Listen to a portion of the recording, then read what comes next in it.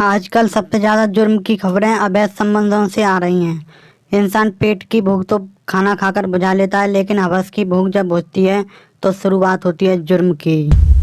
आज की सच्ची घटना सहारनपुर की है, जहां एक बड़े बिजनेसमैन के बेटे की शादी होती है।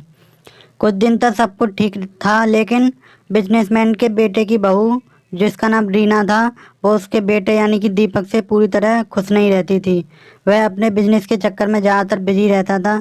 वह अपनी पत्नी को सारी सुख सुविधाएं देता था, लेकिन रीना की हवस से हर समय उसका टेम्परेचर हाई रहता था। अब उसे एक फ्रीजर की ज़रूरत थी जो उसकी गर्मी शांत कर सके। उस घर का नौकर मोहित था, जो कि उसके इस काम आया, जो घर के लगभग सभी काम किया करता था। वह कभी कभी रीना को स्कूटर से सब्जी लेने या उसे शॉपिंग कराने भी ले जाता था। इसी बीच दोनों के बीच नज़दीकियां बढ़ने लगीं। रीना भूल गई थी कि वह उसका नौकर है। वैसे हथियार तो हथियार ही होता है, नौकर का हो या मालिक का क्या फ़र्क पड़ता है। उसकी कोई जाति नहीं होती है, वह तो केवल ठोकने के काम आता है। अब रीना उसकी हवस के लिए मोहित का यूज करने लगी, और मोहित भी जवानी की धधक रही मदहोश मालकिन के इश्क में डूबता जा रहा था।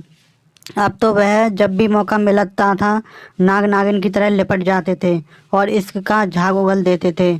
अब तो रीना भी अपने पति दीपक से सेक्स की डिमांड नहीं करती थी।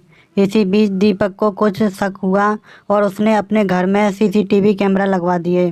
कैमरे में वे दोनों 21-22 करते हुए रिकॉर्ड हो गए और दीपक के पैरों तले जमीन खिसक गई। इसी बीच पति दीपक ने एक बार दोनों को रंगे हाथ पकड़ लिया। इसके बाद उसकी पत्नी रीना ने बदनामी के डर से उसके सिर पर हथौड़े से वार कर दिया, और फिर रीना और उसके ठुकाई ऑपरेटर नौकर ने लाश को सुनसान जगह पर फेंक दिया। लेकिन कुछ समय बाद ही पुलिस ने सारा पर्दाफाश कर दिया।